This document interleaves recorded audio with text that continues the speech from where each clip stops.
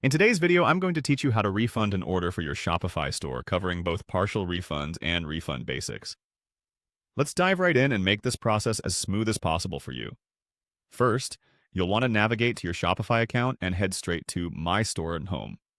This is your central hub for managing your shop, and all you'll need at your fingertips is located here. Once you're on the home page, the next step will be to move your attention to the Orders section. You'll find it easily as it's prominently displayed, ensuring you can access and manage all your customer transactions effectively.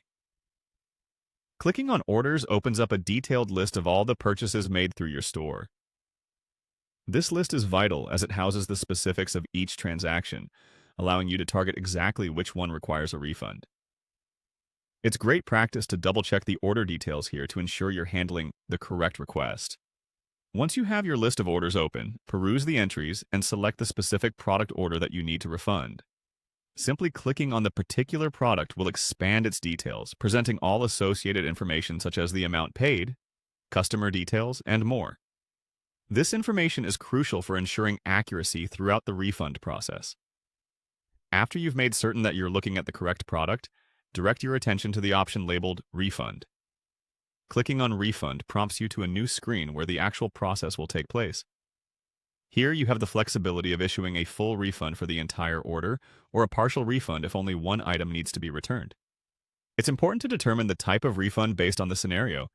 If a customer has returned only part of an order, you'll only want to refund them for those items. Take a moment to review the refund details.